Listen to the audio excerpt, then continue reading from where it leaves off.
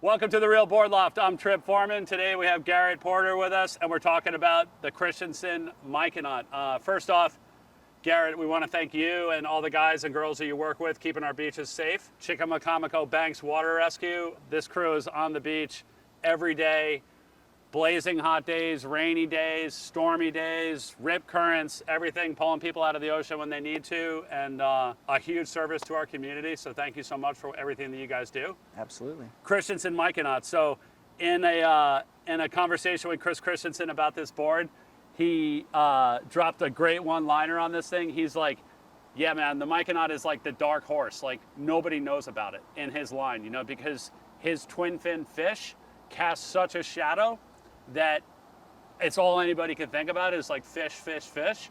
When you have this super high performance fishy board, the Myconaut, that in a lot of ways is like an incredible performer and can outperform the fish in a lot of conditions as well. So talking about the Myconaut, I think the first thing that we want to do is we want to talk about how it's different than the fish. It's a little bit narrower throughout the entire board. The nose, you can see, is blunted off.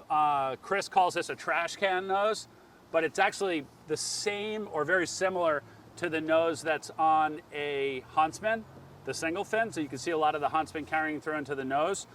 This board also it's got fish DNA.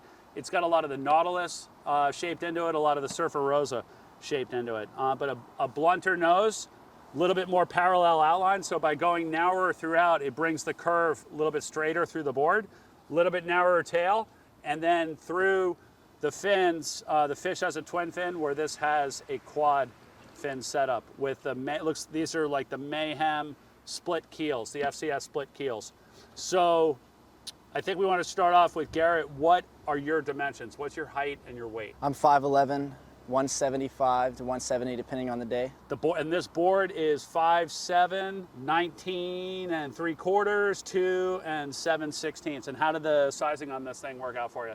It was really random that this board came to me. I remember you coming to me and just being like, hey, we got this random board, you want to try it? Yeah. It just so happened to be the perfect dimensions. Perfect size for you, yeah. Yeah. And then it had a little more volume than what I was used to. It took a little bit of getting used to. But when it comes to the way the board surfs, Yep.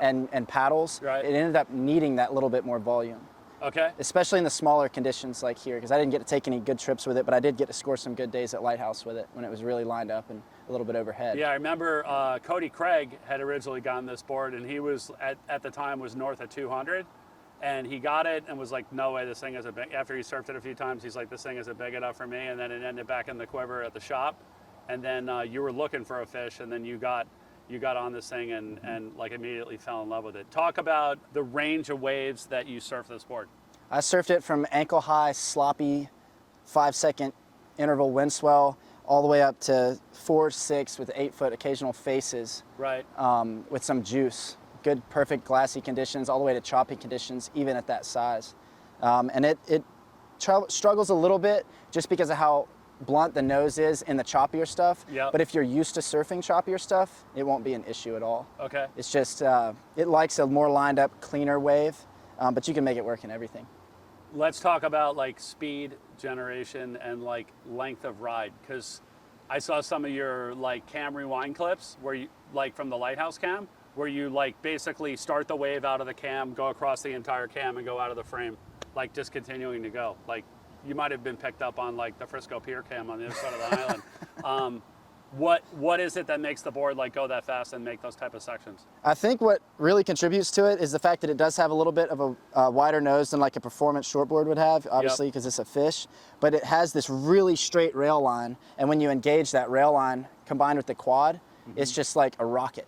You just do a little rail-to-rail action at the takeoff and then set your rail and you're flying. And then it's gone. Yep. What about control like at speed, like with this thing going as fast as it's going? Do you have to like check turn it, or are you able to just like keep going at full speed and just harp in the turns? I think if you didn't lose a little speed when you're cranking it off the bottom, you might go into orbit.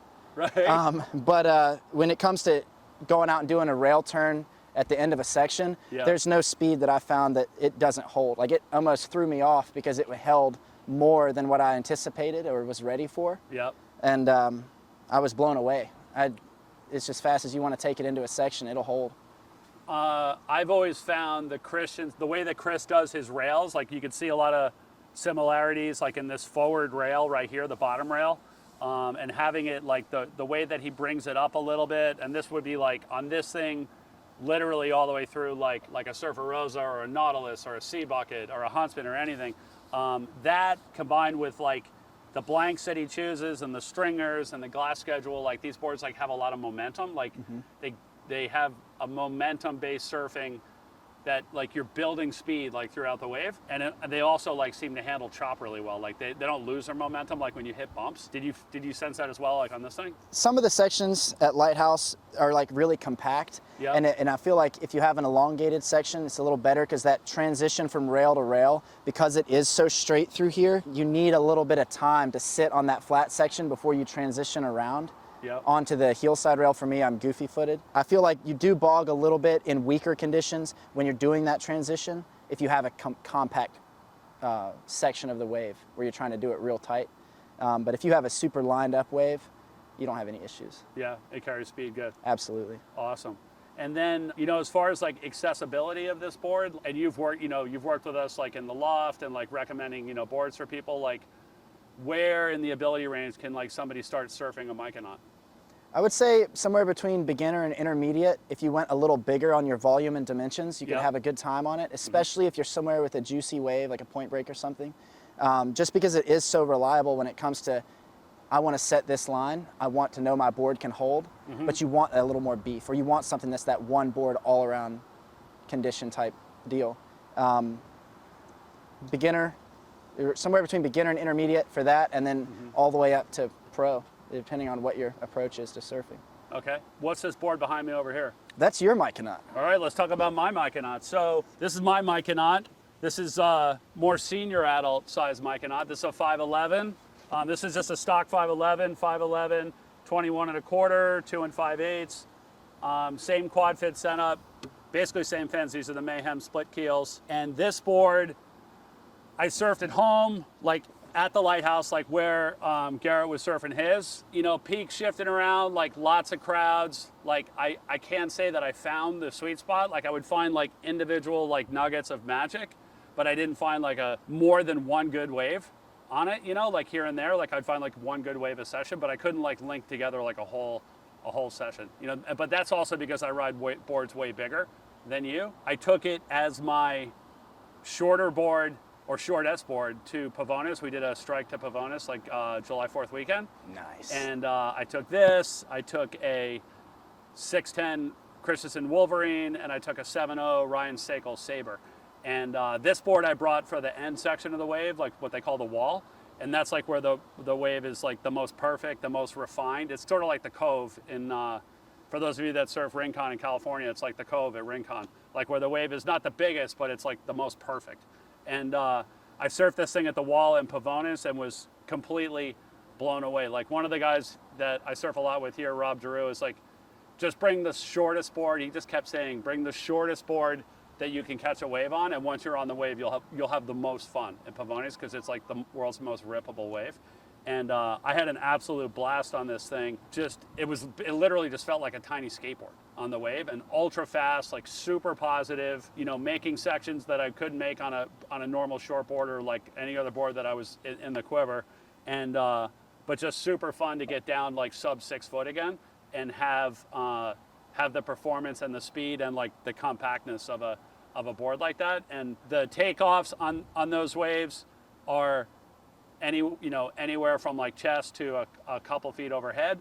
The end section of the wave, like where it's really tapering to like where the boats are, literally could be like this high, and the thing's still like wrapping and going and flying down the line and floating whitewater sections and cheater fiving and like everything, like, and it was just it just felt super cool to like reconnect with like sub 6 foot again and have a board like this. So I had a super good time, no wetsuit, good waves on the 5'11", and I'm 6'1", 210 pounds.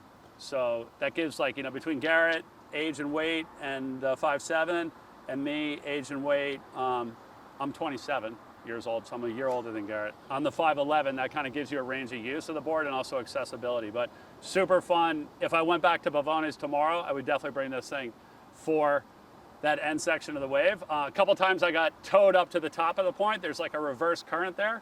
Sometimes it pulls you like all the way up the wave. So the reverse of the lighthouse. That's convenient.